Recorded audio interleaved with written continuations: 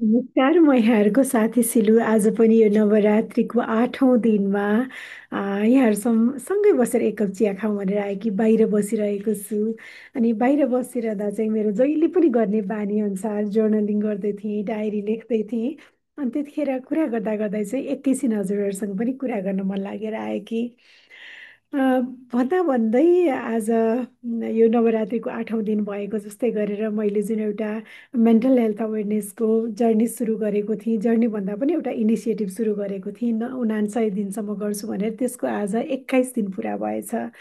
आजको 21 दिनसम्म पुरा हुँदा कहिलेकाहीँ भनिन्छ नि, कुनै पनि कुरा 21 दिनसम्म गर्यो भने चाहिँ त्यो एउटा बानी हुन्छ अरे, अथवा त्यसको चाहिँ एउटा त्यसले बाटो लाग्छ अरे भन्छन्। त्यस्तै गरेर आज 21 दिन पुरा भइसक्दा चाहिँ बिहान बसेर चिया खाँदै गर्दा भर्खर डायरी लेखिसकेपछि चाहिँ एउटा के कुरा सेयर गर्नु मन लाग्यो भनेदेखि, जब हामीले हाम्रो शारीरिक स्वास्थ्यको कुरा गर्छौँ अथवा मानसिक स्वास्थ्यको कुरा गर्छौँ, आत्मिक स्वास्थ्य पनि भन्छु, त्यो कुरा गर्छौँ, त्यतिखेर चाहिँ हामीलाई सबै ठुल्ठुलो कुराहरू मात्र चाहिँदैन।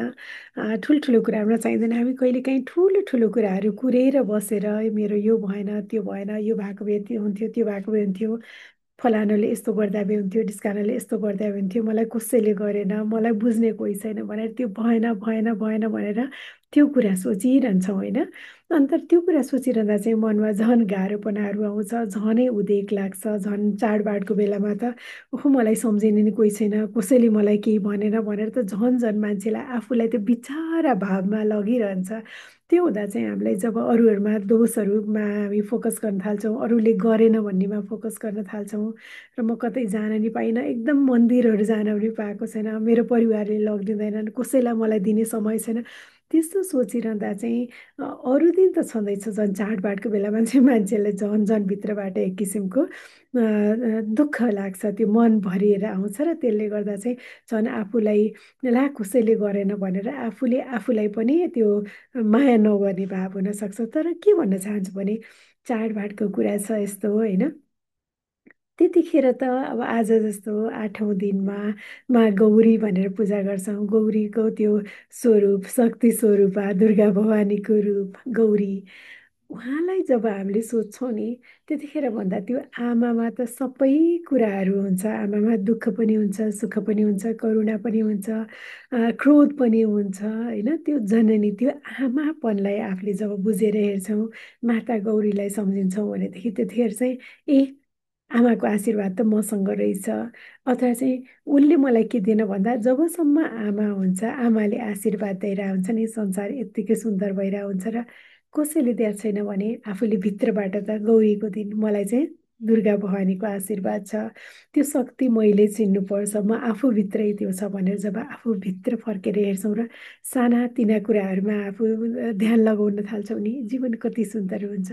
फर इक्जाम्पल, बिहान अहिले बसिरहँदा यस्तो मिठो घाम लागेको छ, बाहिर बसेर चाहिँ आफ्नो भर्खरै मैले यो डेली जर्नलिङ लेखिसकाएँ, महागौरीलाई मनपर्ने यस्तो सेतो पुष्प छ मसँग, कस्तो फ्रेस, हेर्नु न कति राम्रो फुल छ होइन। त्योभन्दा यो कुराहरूले, बिहानको घामले, फुलले, हावापानीले यत्तिकै मनमा खुसी दिन्छ, उमङ्ग दिन्छ, हामीले हेर्न जान्यौँ भनेदेखि, हेर्न थाल्यौँ भनेदेखि।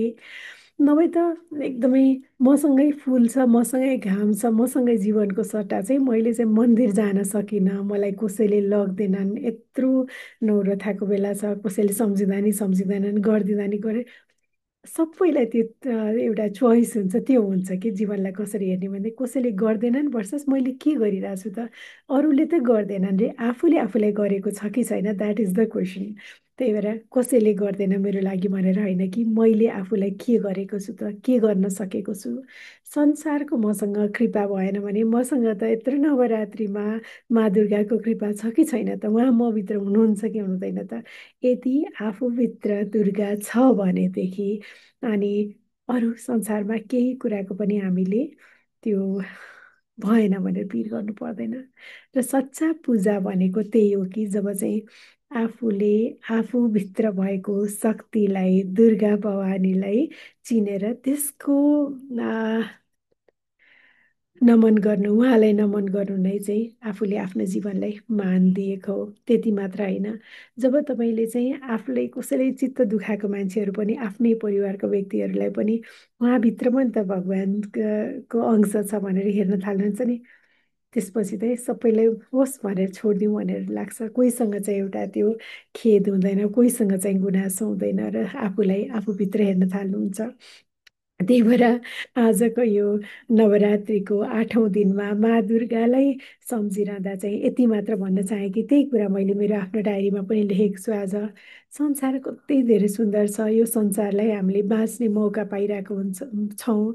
कतिजनाले आजको दिन देख्न पाएका छैनन्, कतिजनाको परिवारमा यस्तै गरेर एक कप चिया आनन्दले खाएर बस्ने दिन आएको छैन, आफ्नो परिवारहरूलाई शुभकामना आदान प्रदान गर्ने जस्तो समय छैन, दुःख परेको पनि हुनसक्छ। तर त्यस्तो यावत कुरा जे नै भए पनि हामीले आफूसँग के छ भनेर हेर्न थाल्यौँ भनेदेखि आफू छौँ, संसार छ, प्रकृति छ, सबै कुराको चाहिँ त्यो एउटा आशीर्वादको वर्षा भइरहेछ। त्यसरी हेर्न थाल्यौँ भने आफूले हेर्ने, त्यो जीवनलाई हेर्ने तरिकामा फरक पर्न थाल्छ। त्यही भएर ठुल्ठुलो कुरा चाहिँदैन, ठुल्ठुलो कुरा चाहिँदैन। र त्यही कुराले जब यो मेन्टल हेल्थ अवेरनेसको अथवा मानसिक स्वास्थ्यको बारेमा कुरा गर्दै आएको 21औं दिनसम्म आज आइपुग्दा मैले एउटै कुरामा बार बार रिपिट गरिरहेको छु, बार बार भनिरहेको छु कि यो मानसिक स्वास्थ्य भनेको पनि हामीले एकै दिन कुनै एउटा घटनाले, कुनै एउटा कुराले हुने कुरा होइन। त्यो बार बार बार सानो कुराहरूलाई हाम्रो हेर्ने पद्धतिमा, हामीले हेर्ने शैलीमा र त्यसबाहेक चाहिँ अरूहरूले दिएको पीडालाई हामी कसरी लिन सक्छौँ त, अरूले दिएको घोच पेसा, अरूले दिएको दुःखहरूलाई हामीले कसरी लिन्छौँ, त्यसलाई पत्र पत्र पत्र पारेर पट्याएर भित्र राखिरहेको छौँ कि, अथवा दिनानुदिन आफूमा के छ भनेर सानोतिनो कुरा, अहोभावहरू, आफूलाई सानोतिनो कुरा, जुन खुसीका कुराहरू अथवा चाहिँ आफूले पाएका राम्रा शुभ कुराहरूले चाहिँ त्यसलाई बढार्दै लगिरहेको हुन्छौँ, त्यसैले फरक पारेको हुन्छ।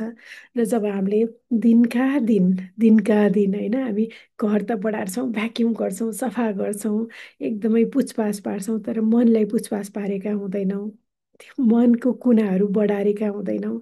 जब हामी मनको कुनालाई चाहिँ एउटा मसँग के छ त भन्ने एउटा एउटा घामकै किन नहोस्, श्वासकै किन नहोस्, त्यो कुचोले हामीले जब दिनका दिन बढार्न थाल्छौँ नि, सफा पार्न थाल्छौँ नि, त्यहाँ थुप्रोहरू, फोहोरहरू थुप्रिरहन पाइँदैनन्। जब त्यो फोहोरहरू थुप्रिरहँदैन, त्यो एकदम पीडाका धुलोहरू अथवा चाहिँ कसैले गरेन भन्ने त्यो ग्लानीका धुलोहरू, कुनै पश्चातापका धुलोहरू जब त्यो हामीले मनमा राखिरहँदैनौँ नि, त्यो सँगालेर राखिरहँदैनौँ नि, त्यो सँगालेर नराखिरहँदा चाहिँ त्यसले के हुन्छ भनेदेखि त्यो मन सफा हुन थाल्छ र त्यो सफा भएको मनमा चाहिँ मानसिक रोगले आक्रमण गर्न सक्दैन। किनभने शरीर जस्तै हामीले मनको पनि बार बार केयर गर्नुपर्छ, मनलाई पनि बार बार हामीले चाहिँ हेरिरहनुपर्छ, सफा गर्नुपर्छ, र त्यो गर्नलाई ठुलो कुराहरू चाहिँदैन कहिले पनि। र यदि तपाईँलाई आजका दिनसम्म आउँदा चाहिँ जीवनलाई हेर्ने तरिकामा मलाई अरूले के गरेनन्, के पाइनको सट्टा के पाइरहेको छु त, के छ त भनेर हेर्न सुरु गर्नुहोस्। र दिनानुदिन, एक दिन मात्र होइन, दिनानुदिन चाहिँ आफूमा पाएको कुराले, एकदम शुभ कुरा, आफ्नोमा जीवनमा भएका, अहिलेसम्म पाएका खुसीको कुराहरूले चाहिँ त्यो नभएका कुराहरूलाई बढार्दै जानुहोस् त। तपाईँको त्यो हलुका हुँदै जानुहुन्छ, केही नभए पनि तपाईँको मन हलुकिँदै जान्छ। जब मन हलुका हुन्छ नि, तन पनि हलुका हुँदै जान्छ, र त्यसको असर चाहिँ स्वास्थ्यमा पनि परिरहेको हुन्छ, शारीरिक स्वास्थ्यमा पनि परेको हुन्छ, मानसिक स्वास्थ्यमा त पक्कै पनि पर्छ। त्यही भएर आजको 21औं दिनमा, महागौरीलाई पूजा गर्ने दिनमा, यो शुभ्र सेतो एकदम फुल महागौरीलाई मनपर्ने दिनमा चाहिँ यही फुल लिएर के भन्न चाहन्छौँ भनेदेखि सफा दिमाग, सफा मन पार्नलाई चाहिँ हामीले दिनानुदिन प्रयास गर्नुपर्छ। र के छैन भन्दा पनि के छ भनेर त्यो कुचोले बढार्न थालेपछि त तपाईँको जीवनमा भरिएका खुसीका कुराहरू एक अर्का गर्दै बढ्दै आउँछन्, खुल्दै आउँछन्। ठुल्ठुलो कुरा चाहिँदैन, सानो कुरा। र आज पनि यदि केही गर्नुभएको छैन भने घरको परिवारलाई गएर भन्नुहोस्, उहाँहरूलाई एकचोटि सन्चै छ भनेर कुरा गर्नुहोस्, के छ, केमा खुसी लाग्छ भनेर कुरा गर्नुहोस्। त्यति बाहेक चाहिँ आफ्नो छोराछोरीलाई, आफ्नो श्रीमानलाई, आफ्नो श्रीमतीलाई, आफ्नो आमा बुवालाई, आफ्नो सासु ससुरालाई, जो हुनुहुन्छ उहाँलाई गएर चाहिँ एउटा मिठो वचनले हजुर भएकोबाट मेरो जीवन चाहिँ सुन्दर छ, अथवा चाहिँ हजुरले गर्दा चाहिँ मैले कति कुरा सिक्न पाएको छु, गर्न पाएको छु भनेर त्यो एउटा उहाँको अप्रिसिएसनमा केही बोलिदिए हेर्नुहोस् न। मलाई अरूले बोलेन, मलाई अरूले अप्रिसिएट गरेन भनेर होइन कि आफूले अरूलाई गएर एउटा मिठो वचन बोलिदिए हेर्नुहोस् त, त्यसको फरक चाहिँ अनि तपाईँलाई के पाउनुहुन्छ त्यो चाहिँ आफैले थाहा पाउनुहुनेछ। त्यही भएर एकदम कोहीसँग रिस उठेको छ भने पनि, चित्त दुखेको छ भने पनि, कसैले केही गरेन भने पनि, टाइम दिएन भने पनि आफूले कोही एकजनालाई गरेर हेर्नुहोस्, परिवारको एकजनालाई, अनि के भन्ने हुँदो रहेछ। अर्कोलाई गरेर हेर्नुहोस् र सुख कमाउने, खुसी कमाउनेहरू भनेको त कोहीसँग कुरेर होइन, आफैले गरेर भनेर तपाईँ जहिलेसम्म शरीर चल्छ, मन चल्छ, आफूले गर्ने कुराहरू गर्दा चाहिँ त्यो एउटा सन्तुष्टि जब आर्जन गर्नुहुन्छ नि, त्यसैले नै तपाईँको मनमा जमेको धुलोहरूलाई, मनमा जमेको त्यो कसिङ्गरहरूलाई बढार्ने काम गर्छ। जब मन बढारिन्छ तपाईँको मानसिक स्वास्थ्यमा यसै पनि सुधार आउन थाल्छ। जब मनको स्वास्थ्यमा, मानसिक स्वास्थ्यमा सुधार आउँछ त अन्त आफै राम्रो हुँदै जान्छ, शारीरिक स्वास्थ्य त आफै हुँदै जान्छ। त्यही भएर फेरि एकचोटि रिपिट गर्छु कि नवरात्रिको यो बेलामा आफूभित्र भएको शक्तिलाई, दुर्गालाई चिन्ने प्रयास गरौँ। र त्यो जब हामी भगवान् राख्नलाई चाहिँ मन्दिर सफा पार्छौँ, पुछपाछ गर्छौँ, नयाँ कुरा राख्छौँ भनेदेखि आफ्नो मनमा जहाँ दुर्गा बस्नुहुन्छ त्यो मनलाई सफा पार्ने गरौँ, त्यहाँ बढारौँ, त्यहाँ कसिङ्गर नराखौँ केही पनि। र त्यो गर्न कसरी सकिन्छ भने दिनका दिन मैले आज के पाएको छु त, यत्रो संसारमा सास फेर्ने मौका पाएको छु, आफ्नाहरू भन्ने मान्छे वरिपरि छन्, जे पनि मैले दिन चलेकै छ, त्यस्ता भावहरू भनेको एक एउटा पुष्पहरू हुन् भगवान्लाई चढाउने, त्यो पुष्पहरू चढाउँ। जब मन सफा राखिन्छ नि, हलुका राखिन्छ नि, त्यसपछि मानसिक स्वास्थ्य तपाईँको साँच्ची राम्रो हुँदै जान्छ।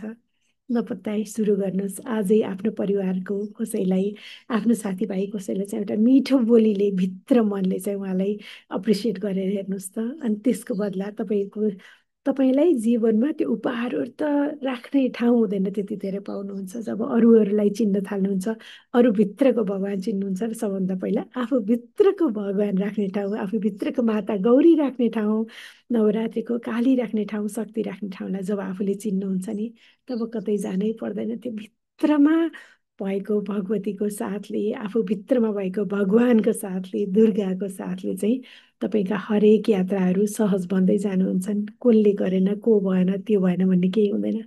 आफैसँग भगवान् छ, आफैसँग शक्ति छ, र आफैसँग भएको त्यो क्षमतालाई पहिचान गरेर दिनानुदिन जब त्यो आफू मनभित्र राख्ने ईश्वरलाई बढार्दै जानुहुन्छ, जुन चित्तभित्र भगवान्ले, बुद्धले नि भन्नुभएको छ नि, आफ्नो दिमागलाई सफा राखौँ, किनभने सबैभन्दा धेरै समय त हामी त्यही घरमा बिताउँछौँ भने जस्तो त्यो मनलाई, त्यो चित्तलाई, त्यो दिमागलाई जब सफा पार्ने काम गर्छौँ, अहोभावले भर्ने काम गर्छौँ, मन सफा हुन्छ। र जब मन सफा हुन्छ त्यसको शरीर पनि एकदमै सबल, सुन्दर र स्वस्थ हुँदै जान्छ। यति नै भन्न चाहे आज 21औँ दिनमा यो मेन्टल हेल्थ अवेरनेस, मानसिक स्वास्थ्य अवेरनेसको लागि 21 दिनसम्म जुन आएको छु, 49 दिनसम्म चाहिँ यस्तै सानातिना कुरा गर्ने छ, कुनै ठुलो कुराहरू होइन, आफैले गरिआएको कुरा, आफैले एभ्री डे जर्नलमा लेख्दै आएको कुरा, आफैले प्र्याक्टिस गर्दै आएको कुराहरू सेयर गरेर आजको दिनसम्म जसले सुनिदिनु भएको छ, आफूभित्र नै भएको भगवती देवी शक्ति दुर्गालाई जसले चिन्नु भएको छ, त्यही त्यो क्रमलाई जारी राखौँ। र सबैलाई फेरि पनि एकचोटि आजको यो 8औँ दिनमा दुर्गा भवानीले सबैको रक्षा गरून् भनेर शुभकामना दिन चाहन्छु। Thank you.